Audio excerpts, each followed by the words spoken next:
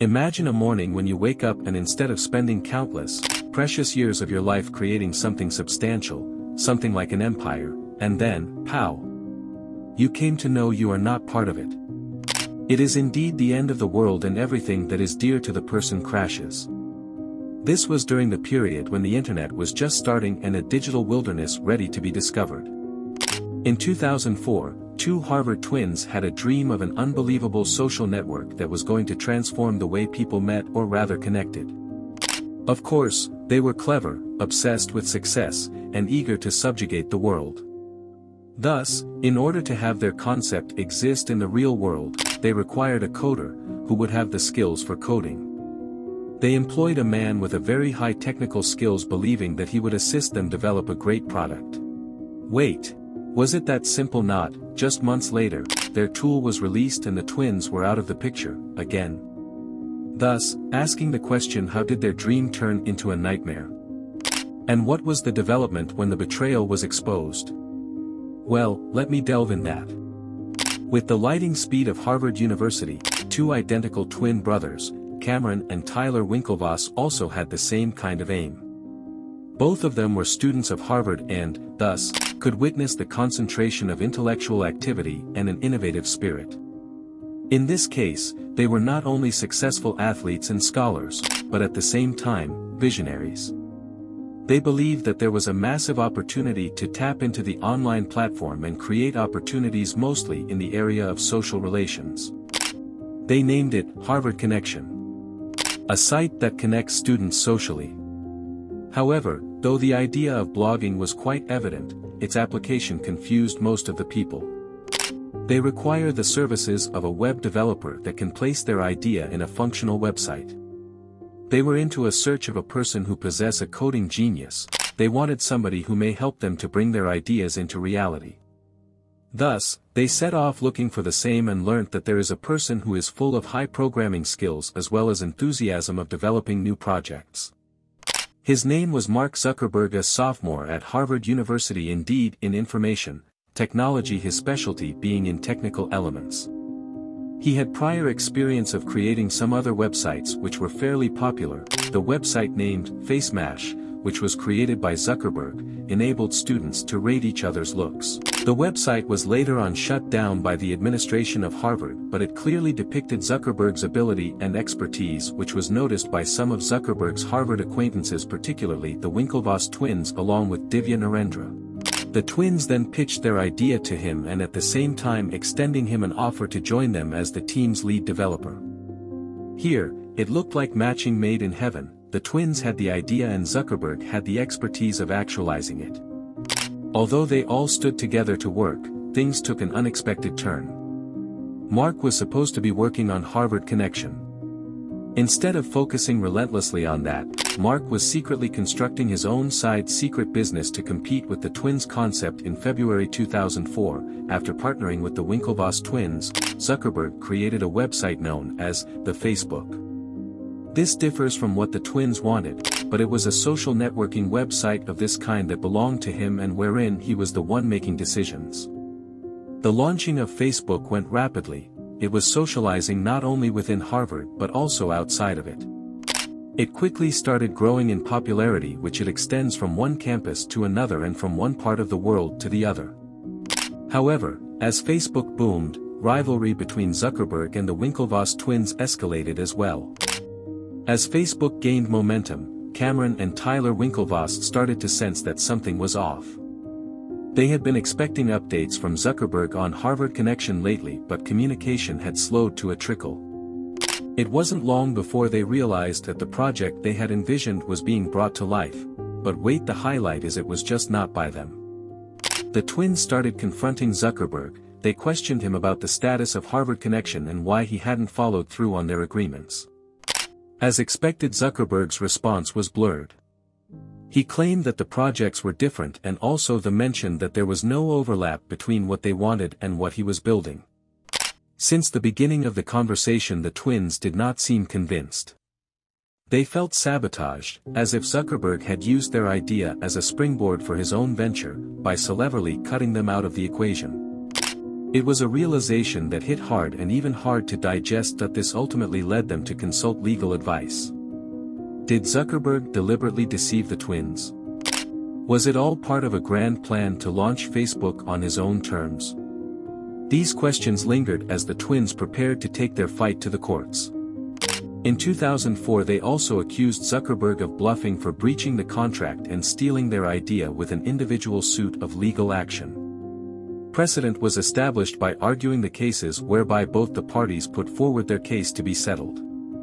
The twins told the press that Zuckerberg deceived them into thinking that he was still involved in the project when actually he was creating Facebook. And as serious as it was, Zuckerberg's defense stated that Facebook was another idea completely. In fact, the twins have no right to it whatsoever. The lawsuit proceeded to begin to take several years, and this became more of a spectacle in public and also promoted media coverage and interest. The case was a web of legal and ethical issues where easy answers such as right and wrong could mean billions of dollars for or against the companies involved. In the end, all this is over years of harsh legal actions. The Winklevoss twins and Divya Narendra decided to settle with Zuckerberg in 2008. To this, the twins consented to withdraw their lawsuit, but on the understanding of the settlement, which entailed cash and stocks in the then nascent Facebook, share valued at about $65 million. While it was a large enough figure, but when the same person begins to think with a bird's eye view of the forthcoming future, it was a drop in the ocean as Facebook was to grow to be a multi-billion-dollar company. It seemed that the settlement was shifting from a victory to something which is a sort of a compromise. The twins had triumphed in the case, but they could only feel miserable. What began as attempts for building a marvelous vision turned out to be their nightmare when their vision was snatched from them. Was the settlement enough? Might they have been able to compete for a bigger slice of the cake? These questions probably ran in the twins' minds as they sought for the next venture to embark on. There are some people who might have still tried to struggle for the given share. On the other hand, the Winklevoss twins agreed with what was provided as the basis settlement. So they grabbed their settlement money in their hands and started on hunting for the future prospects to turn into successfully establishing themselves as the powerhouse of technology and finance. They invested the whole money and Facebook shares into new business. Their hunt took them to the world of other currencies. Since 2012 the twins started investing in Bitcoin, which was an internet currency that many people in the world thought was a joke, being cognizant of the possibilities of the decentralized digital currency, which the majority at that time deemed as a nonsense. Some investing companies bought a relative amount of Bitcoin during the time when its price ranged at just a few dollars per each coin, expecting that Bitcoin will evolve into the global means of payment. Their gamble paid off. For the record, it could be noted that in the same way as the prices for the Bitcoins began to soar, the monetary fortunes of the twins improved as well. They are now some of the leading pioneers in the approval of the online currency and are today classified as billionaires, amassing a fortune that rivaled even Zuckerberg's. In this saga, Mark Zuckerberg continues to be obsessed with Facebook's growth into a worldwide giant. He was relatively stealthy when it came to the lawsuit and the claims made by the twins, but he focused on proving himself through his endeavors. The popularity of the site increased even more and Facebook expanded its base of users to billions of people around the world, changing the trends of social networking. Zuckerberg did not have it easy when he was climbing up the ladder to power. He received backlash in connection with privacy, fake news distribution, and the role of the social network in political processes. However, he never lost custody over Facebook and navigated the social media icon through tsunamis that would have drowned other companies. From Zuckerberg's perspective, he merely checkmated the twins. He saw a niche, took it and made a mold out of it that was unexampled. Was it ruthless? Perhaps.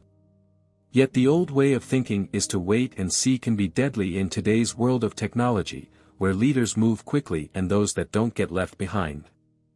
The Winklevoss twins' journey from betrayed entrepreneurs to crypto billionaires is a story of resilience, foresight, and an unrelenting drive to succeed.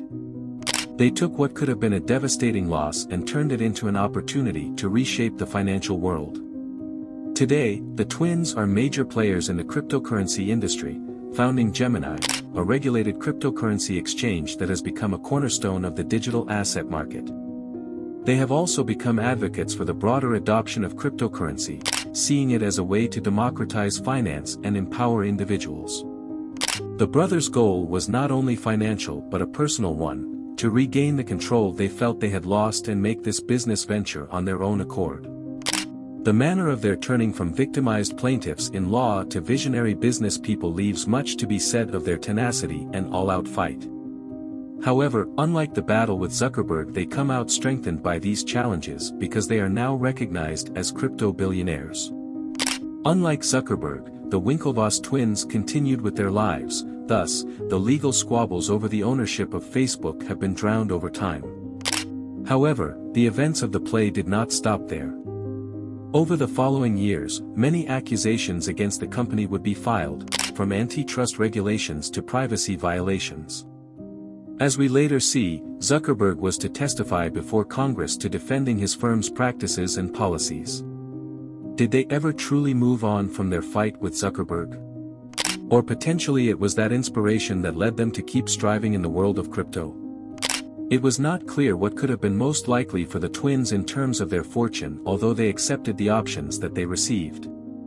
A reminder from their life that there are always new beginnings to unfold, fresh paths to tread and untold battles yet won. The Winklevoss twins may have lost the battle for Facebook, but they won in the end. Their story is a reminder that even in the face of betrayal and adversity, there are always new opportunities to explore, new paths to forge, and new battles to win.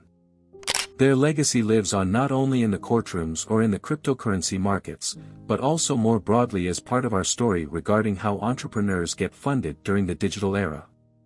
In the process, they took their financial fate into their own hands and paved the way to a new land of finance. What will their story awaken within others? What might the Winklevoss twins' efforts inspire next? These questions are to be answered as their journey is not over.